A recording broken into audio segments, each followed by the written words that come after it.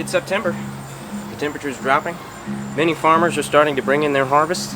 And while most people don't think of this month as a good time to start growing veggies, I'm here to tell you why September is the perfect time to get started gardening. I'm Tyler from Homegrown Haven Farm, and these are my 5 reasons to start a garden in September.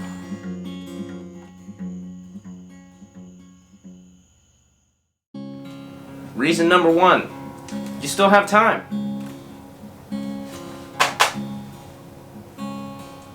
The temperature might be dropping, but don't be fooled into thinking you've run out of time.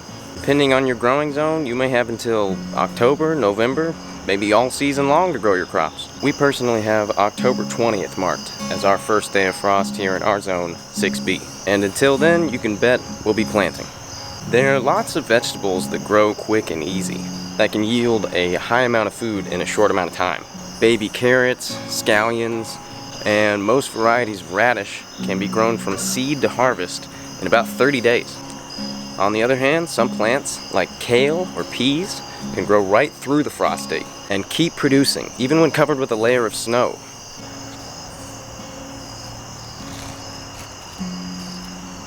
Most leafy greens do better in colder weather and start to turn bitter during summer.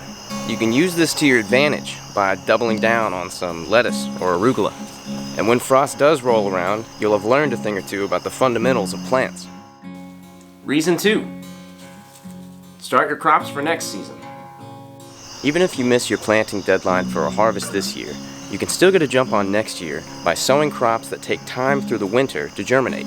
This is called overwintering, and it's necessary for many common foods that we take for granted.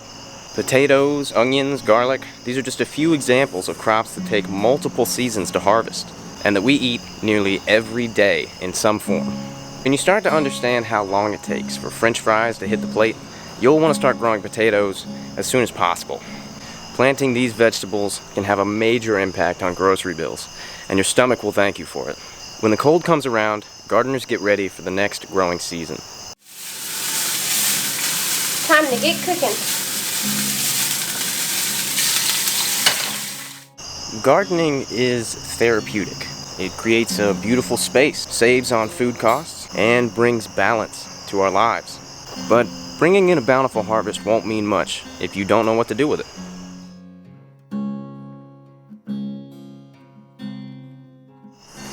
Any good cookbook is going to be filled with weird-sounding recipes from people that were just using what was available to them. They learned to use what they had in every way they could, and you should do the same. Now is a perfect time to start working on your cooking skills. Don't just think about what you want to grow, but how you're going to eat it. Roasting, boiling, frying, maybe juiced or dehydrated. When you don't like a food, you just haven't had it in the right way. It's up to you to figure out how to prepare your garden produce in ways that you enjoy. So try some new things. Get yourself a few books and start taking your cooking seriously. The best food in the world is what you can grow yourself.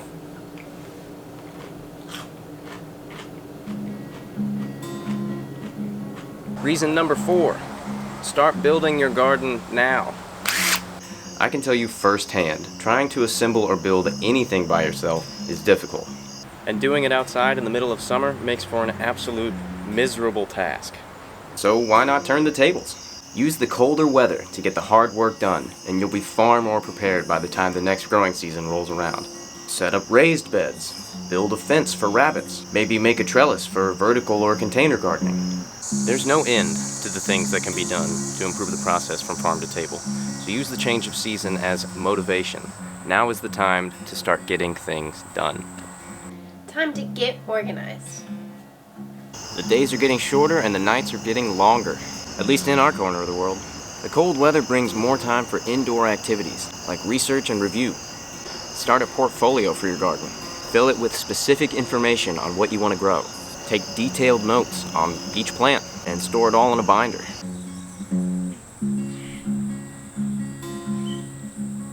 I've seen gardeners make an entire blueprint of how they want their garden laid out, without planting a single seed. Use the in-between time of autumn to learn and detail as much as you can. Research your growing zone and native plants that do well.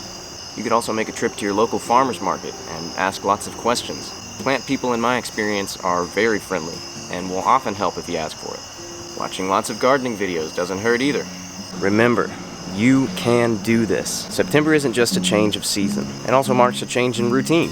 Old habits die and new pathways open up. It all starts with you. I encourage everyone to start gardening however they can, be it planting whole fields or just putting seeds in a jar. Every action matters. Thanks very much for watching, guys. Make sure to subscribe if you're new here. Leave a like on this video if you thought it was enjoyable. Spread it around if you really think that. I'm Tyler from Homegrown Haven Farm. See you guys next time.